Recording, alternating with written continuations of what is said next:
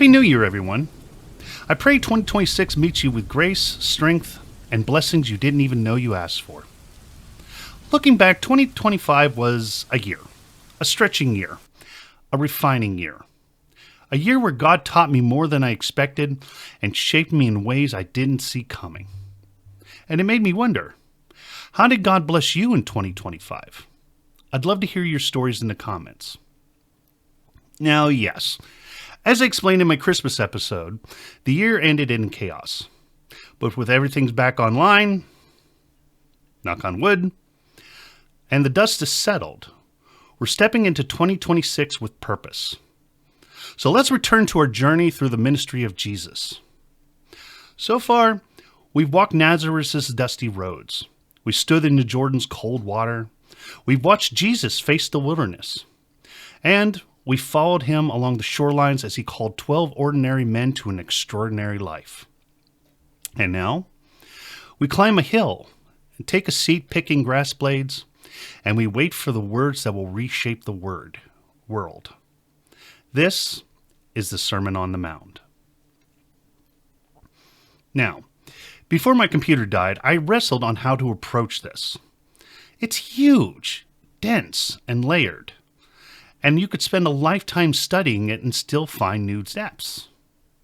Just reading it alone would probably take one whole video, much less doing a deep dive into it. Then my wife made a simple yet wonderful suggestion. Why not just break it into 4 parts? And instantly something clicked. Because that's exactly what the Spirit had been nudging me to do. But I was so focused on doing it right that I never heard it. This channel has always been about doing this God's way, not mine. So with that being said, let's dive into this with part 1.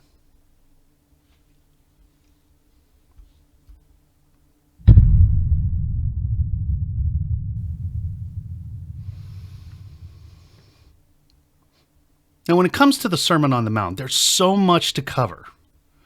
But I would like for us to look on how this sermon reflects Moses' sermon on Mount Sinai. When Jesus opens his mouth, you can hear Sinai echoing in the background. At Sinai, Moses climbs a mountain to receive the law. God spoke through thunder, and the people stood far off. But here, Jesus is the one who climbs a mountain to reveal the law. Here, God speaks through a human voice and encourages the people to draw near. And just like Moses reminding Israel of who they were, Jesus begins by reminding us of who we are. Blessed are the poor in spirit. Blessed are those who mourn. Blessed are the meek. These aren't motivational quotes. They're not embroidered pillow verses. They're a spiritual diagnostic. Jesus isn't describing who we should be. He's describing who we already are when we come to him with nothing but need. And here's the key difference. At Sinai, blessing was conditional. On this mountain, blessing was invitational. The Beatitudes flipped the entire religious script. You don't need power to be blessed. You don't need perfection to be loved. And you don't need applause to shine. Jesus starts the greatest sermon ever preached by redefining what it means to be human in God's kingdom.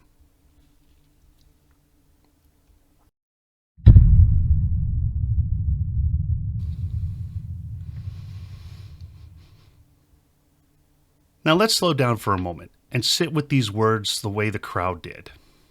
First off, blessed are the poor in spirit. When Jesus talks about the poor in spirit, he doesn't mean the depressed or the defeated. It means spiritual bankruptcy. The moment you realize you bring nothing to God but need. At Sinai, the people said, all that the Lord has spoken, we will do. Confidence, determination, self-assurance. But Jesus says the kingdom starts with the opposite. Blessed are those who know they can't do it. Because grace can only fill what pride has already emptied.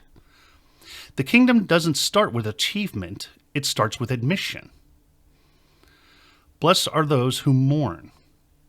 This isn't mourning in general. It's the grief that comes when you finally see the world and yourself the way God sees it. At Sinai, the people trembled at God's holiness. But here, Jesus invites us to mourn in our own unholiness. And the promise? Comfort. Not comfort as in there, but comfort as in restoration. God putting the pieces back together. God doesn't confront denial, he confronts honesty. Blessed are the meek. Meek is not weakness. It's not passivity or to be a doormat. Meekness is strength under control, like a warhorse trained to obey the slightest touch. At Sinai, the people were afraid to come near, but Jesus says the meek will inherit the earth, not by force, but by faith.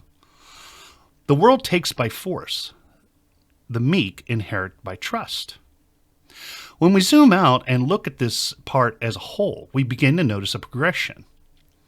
The poor in spirit says, I need God. Mourning says, I'm honest about my brokenness. Meekness says, I surrender my strength. Hunger for righteousness, I want what God wants. Mercy, I treat others the way God treated me. Purity of heart, I'm no longer divided. Peacemaking, I carry God's heart into conflict. Persecution, I stand firm even when it costs me. These aren't steps to climb. They're the blooming fruit of a life taking shape through Christ. Now moving on, we listen to as Jesus continues. You are the salt of the earth. You are the light of the world. Salt preserves what is good. Light reveals what is true. But neither draw attention to itself. Salt disappears into the meal. Light makes the room visible. But you don't stare at the bulb. Jesus is saying you matter. Your presence matters. But your purpose isn't self-promotion. It's preservation and illumination. Salt works quietly. Light works naturally. The kingdom doesn't need celebrities. It needs faithful presence.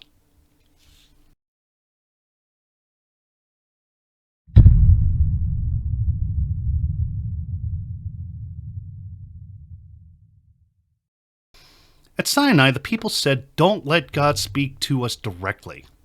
But here, on this mountain, God speaks face to face. No thunder, no smoke, no distance.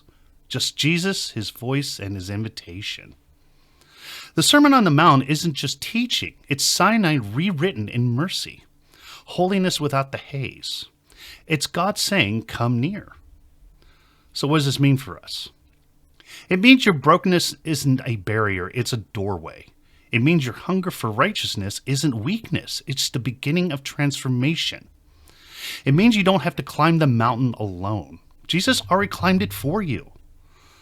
So what do you think? Anything I missed? Next week, we'll explore how Jesus didn't abolish the law, but fulfilled it in a way that pierces deeper than rules ever could.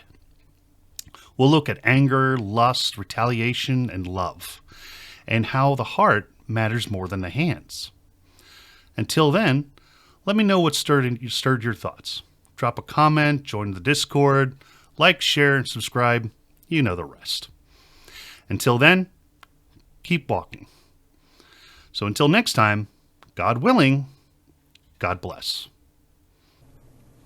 Let him who has ears to hear, let us all hear.